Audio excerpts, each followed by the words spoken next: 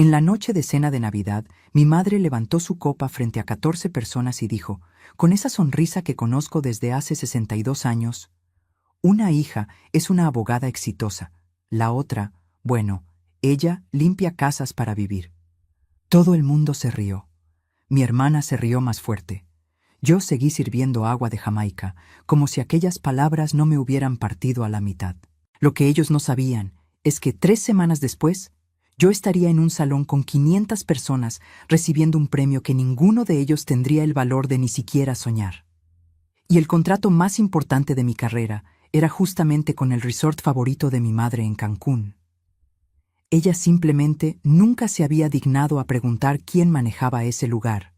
Pero antes de continuar, checa si ya estás suscrito al canal y escribe en los comentarios, ¿desde dónde estás viendo este video? Nos encanta saber hasta dónde están llegando nuestras historias. Mi nombre es Elena Basurto. Tengo 62 años y por mucho tiempo pensé que mi historia no merecía ser contada. Crecí en una familia donde el éxito tenía un rostro específico, y ese rostro nunca fue el mío. Mi hermana Marcela, de 65 años, siempre fue la consentida, desde niña. Ella entró a la Facultad de Derecho en la UNAM el mismo año en que yo me gradué de una carrera técnica en hotelería. Mientras ella abría su bufete en un piso de lujo en Santa Fe, yo estaba de rodillas tallando el piso de un departamento en la colonia Roma. Nadie en la familia preguntaba qué pensaba yo de eso. Era como si mi vida fuera una conclusión obvia y no una elección. Mi madre, doña Irene, tiene 84 años. Es una mujer bajita, de cabello blanco y manos que siempre huelen a lavanda. Nunca fue cruel a propósito, al menos prefiero creer eso. Pero tenía una forma de comparar que cortaba profundo, como un cuchillo que entra despacio. No era lo que decía, era el tono. Era la pausa antes de mencionar mi nombre. Era la forma en que sus ojos brillaban cuando Marcela entraba a la sala y se apagaban cuando yo llegaba justo detrás. Aquel diciembre de 2024 manejé 2 horas hasta la casa de mi madre en Puebla, en un pueblo mágico donde todo el mundo se conoce y nadie olvida nada. La mesa estaba puesta para 14 personas, parientes, vecinos de toda la vida, amigas de la vela de la iglesia de las que mi madre tanto se enorgullecía. Marcela llegó con su esposo Ricardo, el abogado fiscalista, y sus 2 hijos ya graduados. Yo llegué sola, como siempre, con un refractario de bacalao que hice de madrugada porque no quería llegar con las manos vacías. Me pasé toda la tarde en la cocina. No porque me lo pidieran, sino porque era el lugar donde me sentía menos invisible. En la cocina, yo tenía una función. En la sala, yo solo era el fondo de la fiesta de Marcela. Cuando la familia se sentó a la mesa, doña Irene se puso de pie con su copa en la mano. Lo ha hecho cada año desde que tengo memoria, ese ritual de agradecimiento en voz alta, que en la práctica era una celebración de Marcela con mi nombre lanzado al final como una nota al pie de página. Pero ese año fue diferente. Ese año fue más allá. Tengo 2 hijas, dijo ella, con esa voz clara de quien sabe que todos están escuchando. Una es abogada, la otra, bueno, y entonces vino la sonrisa.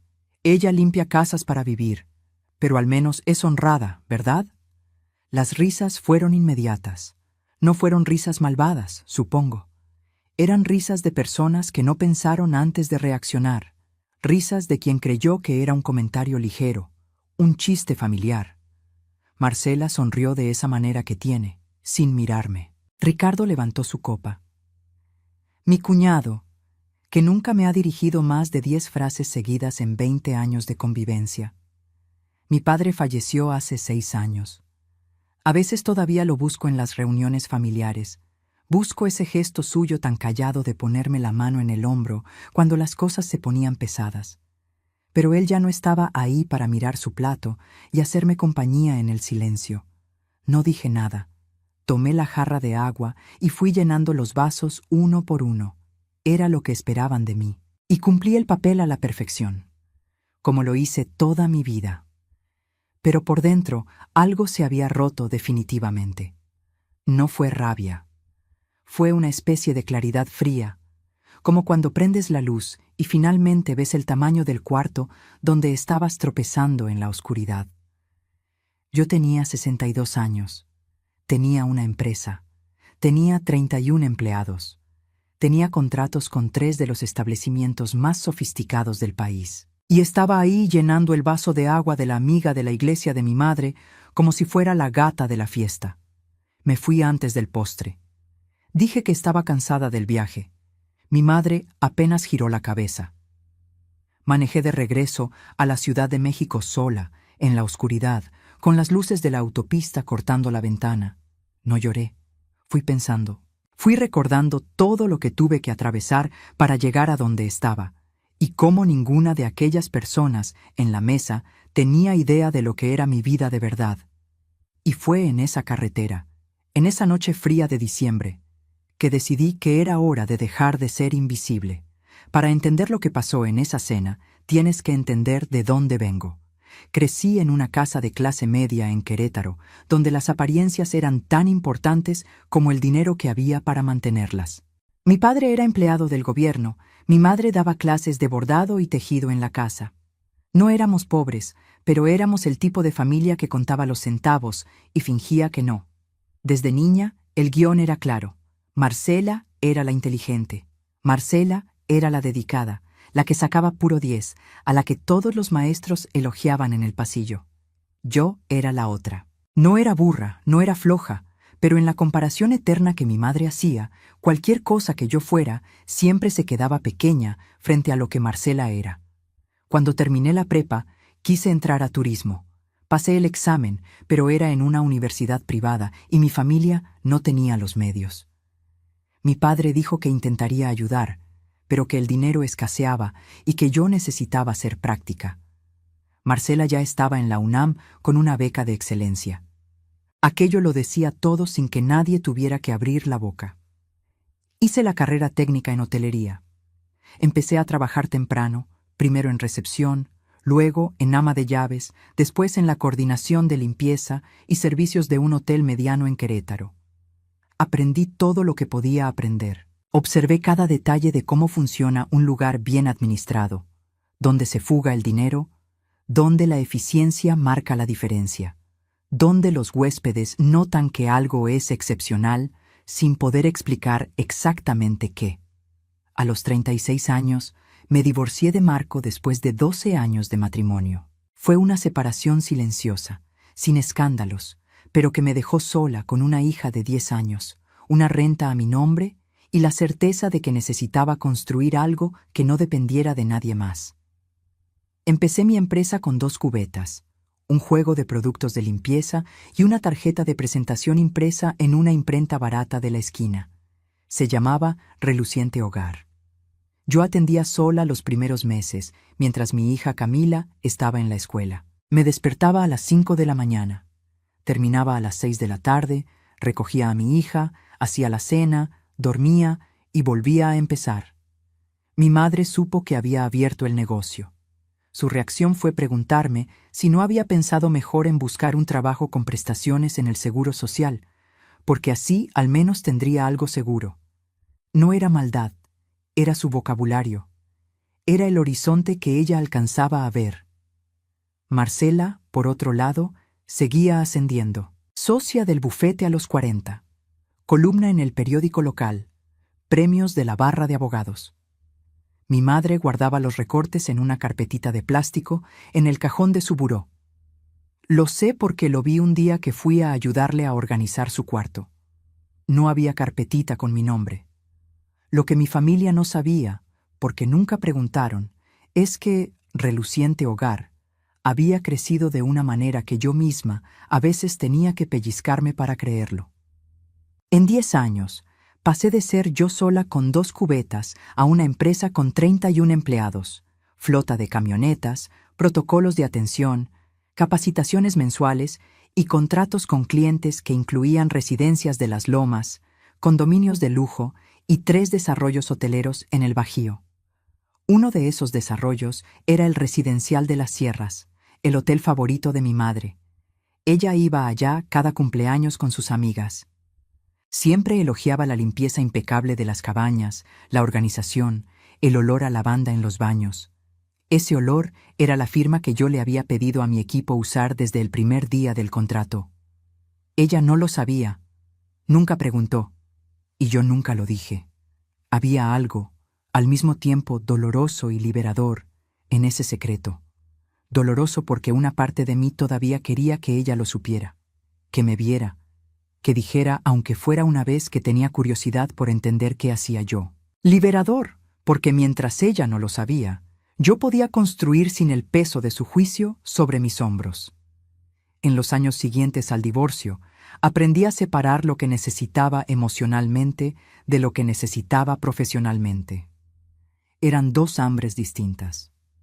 La profesional la podía alimentar sola. La otra, la de querer ser vista por mi madre, esa fui aprendiendo a ponerla de lado, guardarla en una cajita y seguir caminando. Pero esa noche, después de la cena de Navidad, mientras manejaba de regreso a casa en la oscuridad, me di cuenta de que la cajita se había desbordado. Hay algo que la gente no entiende sobre crecer a la sombra de un hermano más exitoso. No es la comparación lo que más duele, es la normalidad con la que ocurre. Mi madre nunca pensó que estaba siendo cruel. Estoy segura de eso. Para ella, era una forma de bromear, de contextualizar, de ser honesta sobre lo que cada hija había elegido. Ella no entendía, o tal vez no quería entender, que cada una de esas comparaciones se iba acumulando a lo largo de décadas como capas de pintura sobre una pared, hasta que la pared misma ya no podía respirar. Me acuerdo de la fiesta de 50 años de Marcela. Mi madre organizó una cena para 30 personas en un restaurante de cortes en el centro de Querétaro. Dio un discurso, mostró fotos, habló de la trayectoria de su hija como si estuviera leyendo un currículum iluminado por Dios. En mi fiesta de 50 años, 3 años antes, mi madre llegó con un ramo de flores y se fue temprano porque tenía compromiso con el grupo de la parroquia. No guardo rencor por eso hoy. Guardo la memoria porque la memoria es mía y tengo derecho a tenerla. Pero rencor, no. Lo que sí guardo es la sensación de invisibilidad que me acompañó por décadas. La sensación de entrar a una sala familiar y ser el mueble que nadie nota. De decir algo en una conversación y que las personas sigan platicando como si yo no hubiera hablado. De tener historias interesantes que contar y no tener a nadie que quisiera escuchar. Después de esa cena de Navidad, me quedé una semana procesando. No le hablé a mi madre, no le mandé mensaje. Camila, mi hija, que ya tenía 36 años y sabía todo sobre la familia, me llamó 2 días después porque se había enterado por el grupo de WhatsApp que yo me había ido antes del postre. Ella no necesitó preguntar qué había pasado. Se sabía el guión de memoria. Fue Camila quien me habló del premio. Ella lo había visto en un boletín de negocios. El Instituto de Emprendimiento Femenino de México estaba abriendo las inscripciones para el premio Mujer que Construye, una premiación anual para empresarias con impacto comprobado en el sector de servicios. La ceremonia sería en diciembre, en una hacienda de eventos en la salida a Toluca, con cerca de 500 invitados y cobertura de prensa especializada. «Deberías inscribirte, mamá», me dijo. Fui a ver la convocatoria medio sin creer que fuera para mí, pero cuanto más leía, más claro quedaba que era exactamente para mí. Empresa con más de 5 años de operación, crecimiento sostenido, generación de empleos, impacto comprobado en la comunidad. Reluciente hogar cumplía con cada punto. Mandé la inscripción una tarde de noviembre, sin contárselo a nadie más que a Camila. 2 semanas después, recibí el correo confirmando que estaba entre las finalistas. Me quedé parada frente a la computadora por unos minutos, solo respirando. No fue euforia. Fue algo más silencioso, más profundo. La sensación de que algo que llevaba construyendo mucho tiempo finalmente estaba saliendo a la superficie. Y entonces pensé en las entradas. El premio me daba 10 boletos para invitados. 10 boletos. Pensé en mi madre con su copa de vino en la mano. Pensé en las risas de los 14. Pensé en Marcela con esa sonrisa ensayada. Y pensé que tal vez era hora de dejar de construir en silencio. Llamé a mi amiga Teresa, que me conoce desde hace 40 años y es la única persona, además de Camila, que sabe todo sobre mi empresa desde el principio. Le conté lo del premio. Le conté la idea que estaba tomando forma en mi cabeza. Se quedó callada un momento y luego dijo: «Elena, ¿estás segura?» «Estoy segura», respondí. «Nunca he estado tan segura de nada. Hay gente que pregunta cómo logré hacer crecer la empresa sin el apoyo de mi familia, sin incentivos, sin nadie que me dijera que lo iba a lograr. La respuesta honesta es que justamente por eso lo logré. Cuando no tienes a nadie esperando que ganes, tampoco tienes a nadie esperando que pierdas. Construyes en una especie de libertad invisible. Nadie te está vigilando, así que puedes equivocarte sin testigos. Puedes intentar cosas raras, cambiar de estrategia, caerte y levantarte sin tener que dar explicaciones. Reluciente Hogar creció porque aprendí rápido. No tuve escuela de negocios, no tuve mentoría, no tuve capital externo. Tuve la observación de años dentro de hoteles y residencias, entendiendo qué hace que una persona sienta que su espacio está siendo respetado. Hay una diferencia enorme entre limpiar un lugar y cuidar un lugar. Esa diferencia es lo que yo vendía. Mis primeros clientes de alto nivel llegaron por recomendación. Una señora en Lomas de Chapultepec me recomendó con su amiga, que me recomendó con otra. Era una red de mujeres que confiaban unas en otras y que, cuando encontraban un servicio bueno, ya no lo soltaban. Aprendí a hacer ese servicio. Contraté a mi primera empleada fija, Rosie, en 2008. Ella estaba desempleada, madre de 3 hijos, y llegó a la entrevista con una libretita donde tenía anotadas preguntas que quería hacerme antes de aceptar el trabajo. Eso me impresionó tanto que la contraté al momento. Rosie sigue conmigo hasta hoy. Hoy es la supervisora de equipo y tiene a su cargo a 6 personas. Con los años fui armando una estructura que la mayoría de mi familia ni se imaginaba. Flota propia, una oficina rentada en la colonia Nápoles, sistema de gestión de contratos, protocolo de capacitación para nuevas contrataciones, convenios con proveedores de productos ecológicos que usamos en todas las casas. El contrato con el Residencial de las Sierras llegó en 2021. Fue doña Beatriz, la dueña del resort, quien me buscó después de que la empresa anterior fallara repetidamente. Había oído hablar de mí por una cliente en común. Nos reunimos en un café en San Miguel de Allende, ella con ese estilo directo de quien no tiene tiempo que perder. Yo con la carpeta de presentación que había preparado durante 3 noches seguidas. «¿Qué ofrece usted que los demás no?», me preguntó. Lo pensé un segundo. Luego respondí: «Yo conozco este trabajo desde adentro. No solo los procesos, conozco el orgullo que hay en esto. Conozco lo que es llegar a un lugar y dejarlo mejor de como lo encontraste. Para mí esto nunca fue solo un servicio, es una forma de respeto». Se me quedó mirando un momento. Luego dijo que quería ver una propuesta la semana siguiente. Firmó el contrato al mes siguiente. Un contrato de 2 años, renovable. Mi madre fue al resort con sus amigas 4 meses después. Me mandó un mensaje diciendo que estaba precioso, que las cabañas estaban impecables, que el olor a lavanda era maravilloso. Yo le respondí con un corazón. No dije nada más. Guardé aquello como un secreto que me pertenecía. Una prueba privada de algo que solo yo necesitaba saber. Pero que un día, cuando fuera el momento correcto, iba a dejar salir a la luz. El momento correcto estaba llegando. Envié las invitaciones una mañana de lunes, exactamente 16 días después de la cena de Navidad. Lo hice por correo, formal, con el logo del Instituto al calce y la información de la ceremonia. Se lo envié a mi madre, a Marcela, a Ricardo, a mis 2 sobrinas, a la tía Eugenia, la hermana mayor de mi papá, que aún vivía y que siempre fue la más justa de toda la familia. A Teresa, por supuesto, a Rosie y a otras 3 empleadas que llevaban conmigo más de 8 años. En el cuerpo del correo escribí solo: «Me van a otorgar un premio del Instituto de Emprendimiento Femenino de México. Será un honor que me acompañen». No expliqué nada más. No di contexto. No me disculpé por no haber avisado antes. Simplemente lo mandé. La tía Eugenia me llamó a los 15 minutos. Su voz se oía diferente, más suave, con ese peso de quien siente algo que aún no sabe cómo nombrar. Dijo que ahí estaría, que estaba orgullosa, que mi padre estaría orgulloso. Teresa llamó justo después, riendo y llorando al mismo tiempo, como hace cuando se emociona de verdad. Mi madre tardó 2 días en responder. Cuando lo hizo, fue un mensaje por WhatsApp. ¿Qué ceremonia es esa? ¿Es algo grande? ¿Hay que arreglarse mucho? No sentí rabia por eso.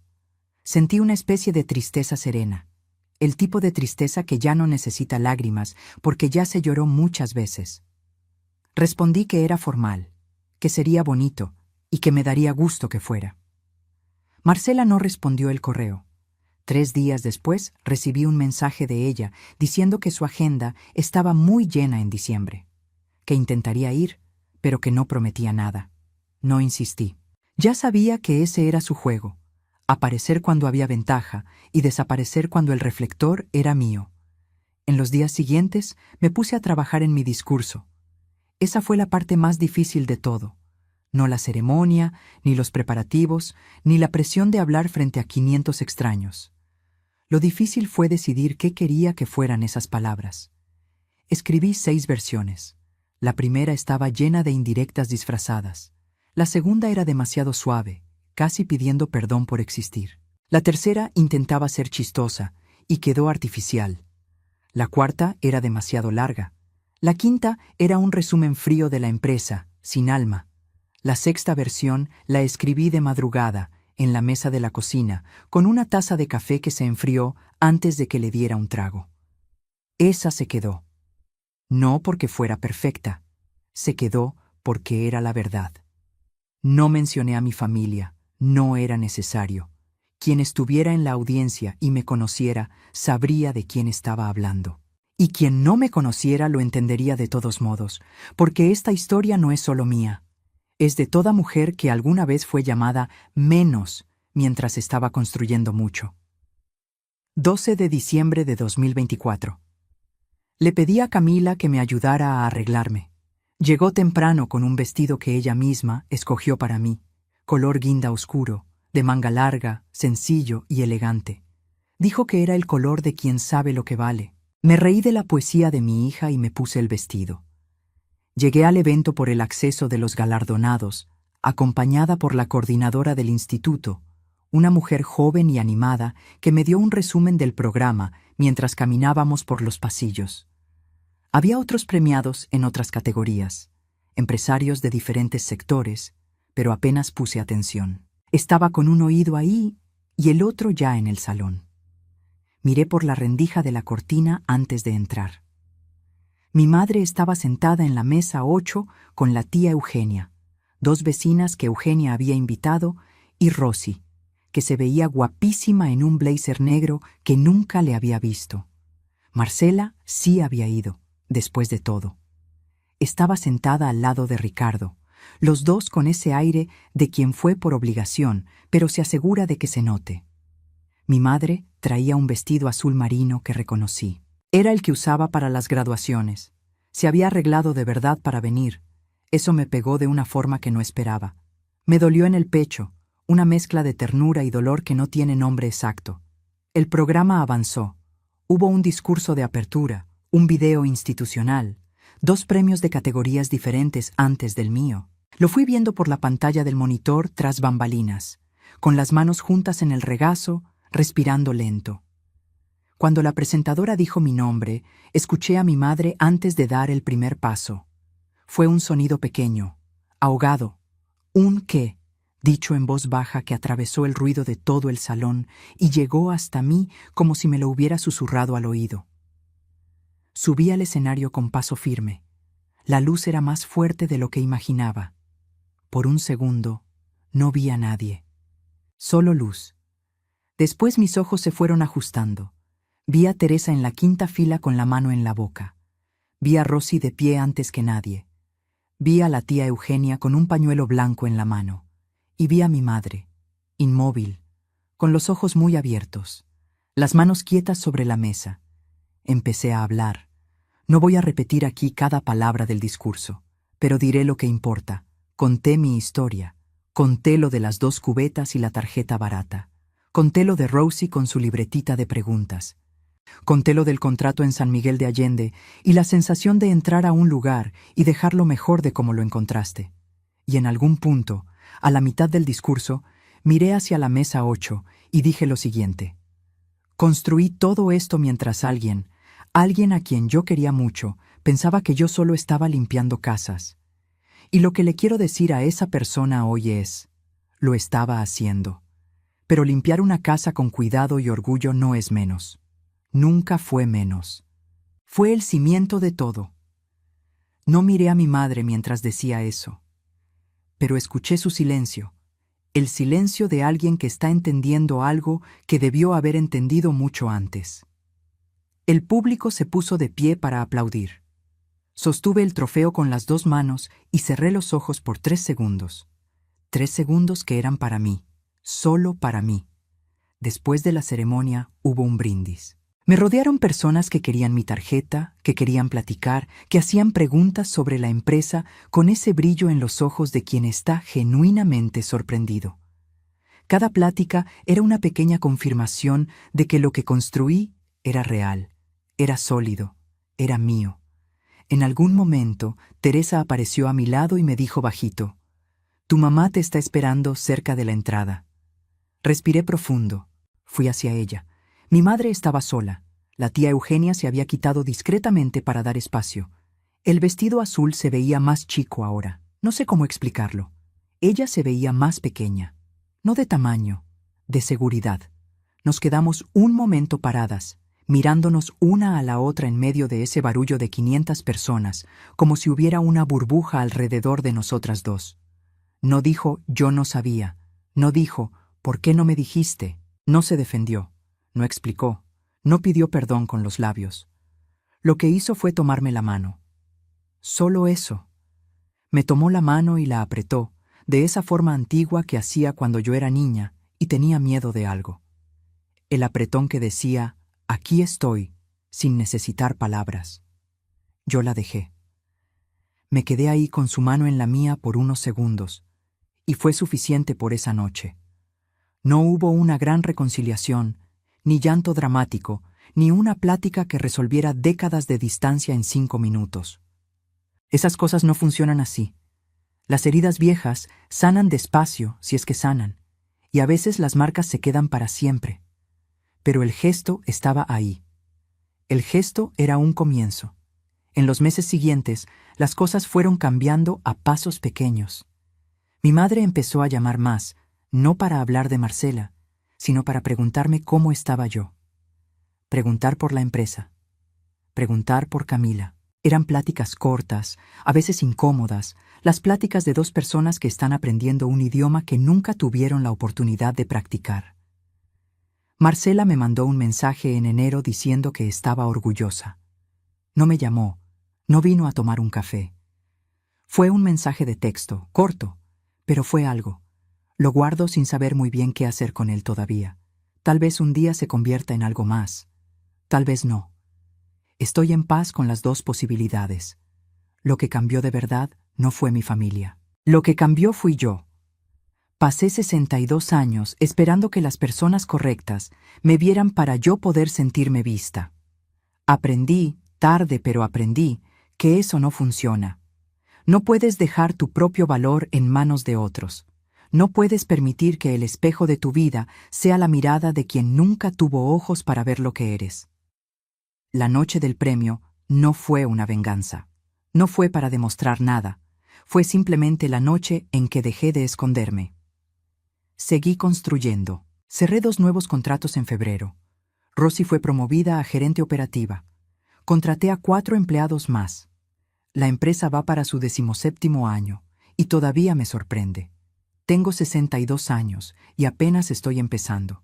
Si tú estás viendo esto y te reconoces en esta historia, si eres la hija invisible, la hermana que se quedó atrás, la mujer que pasó años siendo el fondo de su propia vida, te quiero decir una cosa: no necesitas permiso de nadie para ocupar tu lugar. No necesitas esperar a que alguien levante una copa en tu nombre para saber que mereces ser celebrada. Construye. Construye en silencio si hace falta. Construye a oscuras si es necesario. Pero no dejes de construir. Y un día, cuando estés lista, prende la luz. Ellos van a ver. Pero para ese entonces, lo que va a importar es que tú ya te ves a ti misma. Ahora, si te gustó esta historia, dale clic en suscribirte y dime en los comentarios, ¿qué parte te dejó con la boca abierta? Y no olvides hacerte miembro para tener acceso a videos exclusivos que no subo aquí. Te espero allá. ¿Te gustaría que adapte alguna otra parte de la historia o que cree una imagen de Elena recibiendo su premio para ilustrar este relato?